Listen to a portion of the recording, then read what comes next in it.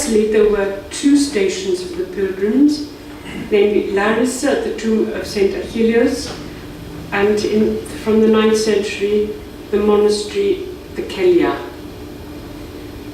More specifically, the Kelia were found on the southeast foothills, going towards, including now the monastery in Stomio, the male monastery, and Polydendri and Mavromouni.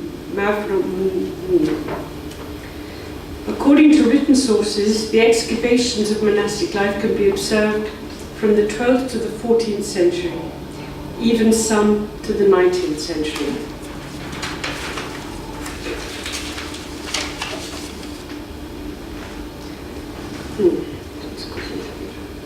There were single cells with a small chapel, sometimes in extended caves, as well as smaller or larger monasteries, some with considerable land ownership. Another source that bears witness to the existence of this monastic centre may come as a surprise.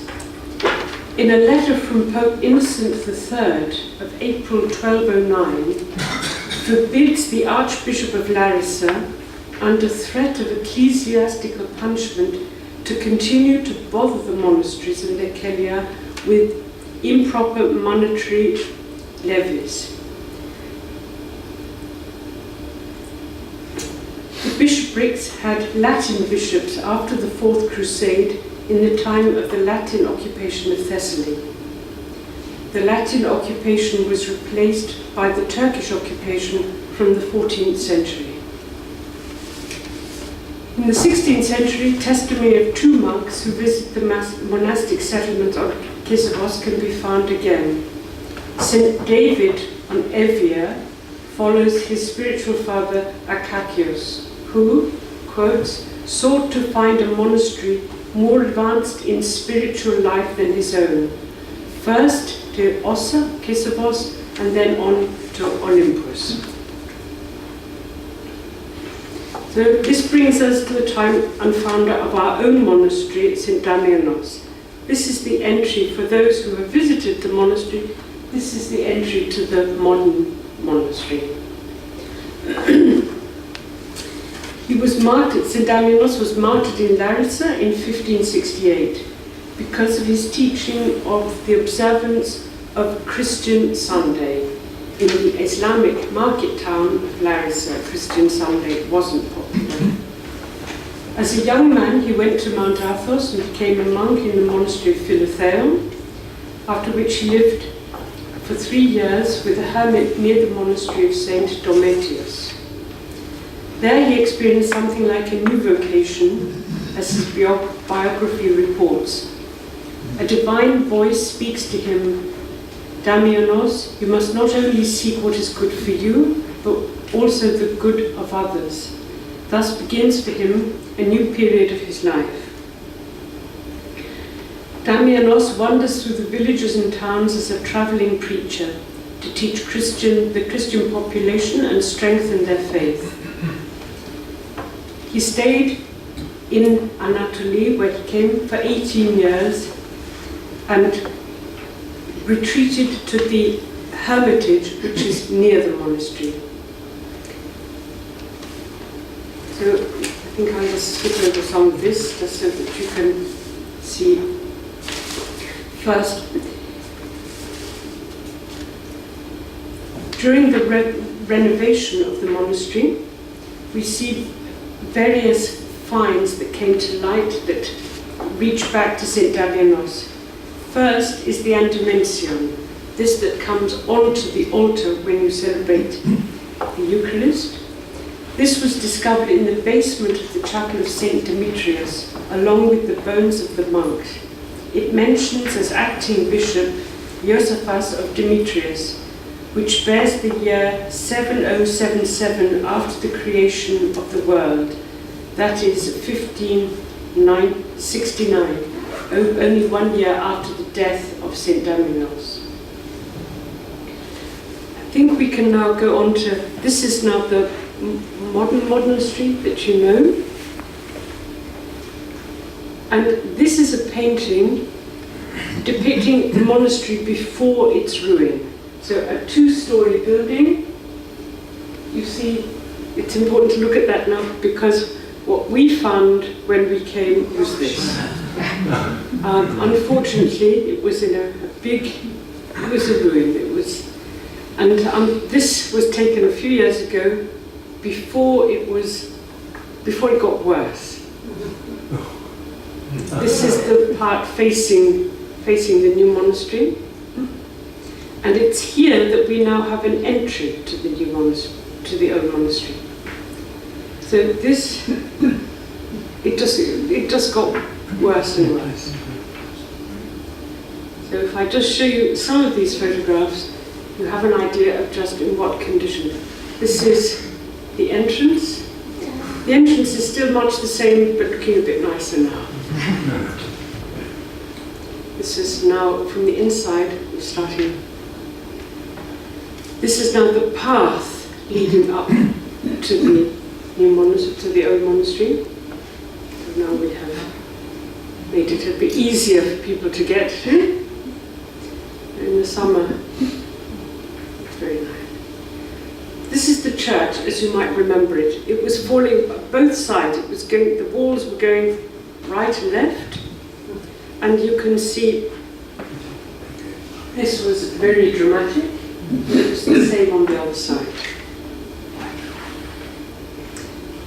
We had to put this tarpaulin over the top because the roof was falling in, and you could see the strengthening of the outside walls to stop it falling. This is the other wall. You can see it was just getting from bad to worse. And we were looking at these and thinking, is there any chance of doing anything? I have to say that we had asked for help from the equivalent of these leader packages. They had said that they would help us, and in the studies that they had done, they had told us to restore the inside and outside of the church would cost €1 million, and to do a bit of work around the outside would have cost another €1 million. And for us, that's like saying, let's have breakfast in Mars. I mean, it was just a thought that was just beyond anything. I have to tell you that all the work that has been done on it hasn't even been a tenth of that. And we ask ourselves which pockets would have been full after that. So you can see around about, it was just getting to be very tragic. More and more work had to be done to try and to keep it from falling down. Here you can see this outside wall. The first wall, if I can say, this wall here was pointing at a huge angle, and so they began here. They had to dig underneath and put new foundations. Then, with a lot of iron, they built sort of a triangle to push the wall up, and then here, with the old stones, they have covered it, so it doesn't look like a cement building. So you can see here, this is the foundations, and then the cement. This didn't look nice, and we thought, oh, this is going to be awful, but it started to look better afterwards. This is inside. You can see that a huge amount of it was whitewashed, and we didn't really know what was underneath a lot of it. The iconography, you can see, is very difficult to see what it is, and we just didn't know what was going to happen to it. You can see here, the roof had fallen in, and all on this side was all whitewashed, so we didn't know what was underneath it. This is actually, first of all, clearing it out. We removed the temple of the iconostasis because it needed to be removed. It needed also restoration. You can see the bottom of the wall. Not much. You can.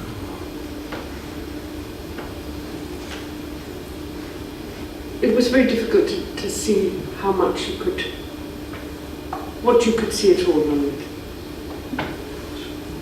And you can see why some people said, look, it's not worth even trying. So when our abbess went to ask, look, is there going to be any help for us? And they said, no, because you're not a place of tourism. She said, do we just have to watch it fall down? And the lady in charge, with this sort of very dramatic, do what you want, and with this very dramatic thing, Your Honour was on her telephone immediately and found the right people. So the roof and all the white stucco had to be taken down, and you can see these are the old beams here. And so the man who was restoring it said, this shouldn't have a stucco on it, it should be wood. And so he discussed with Your Honour how to do this, and you can see how the first thing they had to repair the floor, the outside wall, and the roof. And here, this is the man who has been doing this work. He is now about 65, and he began this work when he was 15. So he has it in his blood. He just looks at the building and he knows. And he has a couple of helpers, and every time he did anything, he discussed it with Your Honour and said, I would suggest it should be like this, what do you think? So it was a very good atmosphere. You can see here where under the altar, this was all gone, but here they said to us, there may be something more underneath there, which there was. And if you look at the window, it was a very small window, but in restoring it, you'll find that there was actually, the original window was bigger. Now this is the back. There was no frescoes. There was no. Here had been only stucco. There had been no frescoes, so they freed it.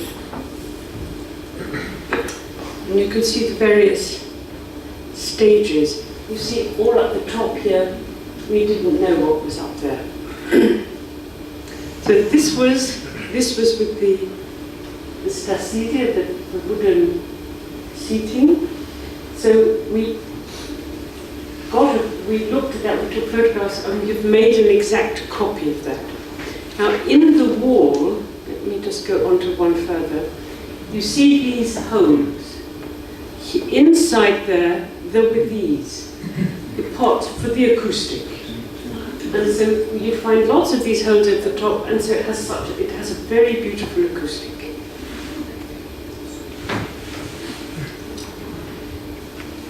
This is Saint Damianos we found here. This is still the early beginning to clean it to see what was behind it.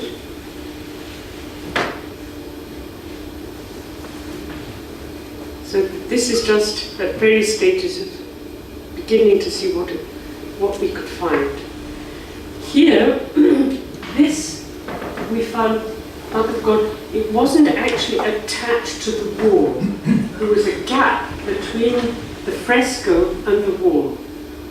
And they said it's going to be very difficult. In order to keep it, they had to stick material over it, and then, like in hospital, in a drip, they had to drip in the cement, and each level pat it to fill it out. So two of them were spent about 2 or 3 weeks just up there filling it and patting it out. So it was a great relief to know that we could save that.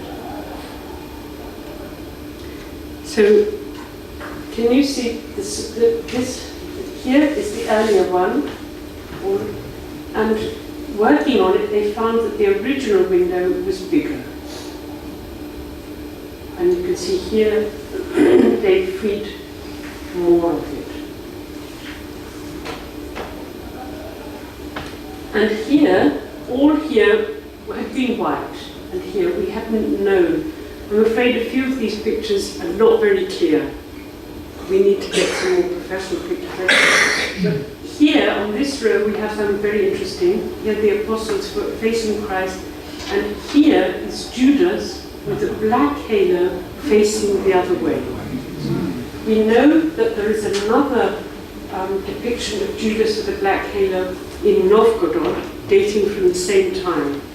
And we have somebody who's doing some work on that to find out where do we find the original Judas with the black halo. There you could see it a little bit better.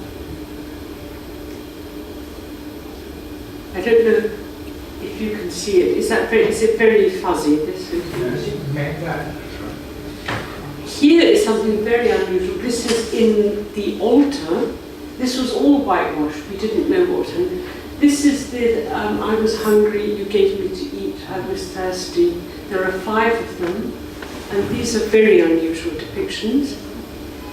We even had a visit from the Vatican to look at some of them because there are a few of these frescoes that seem to be very rare, if not unique.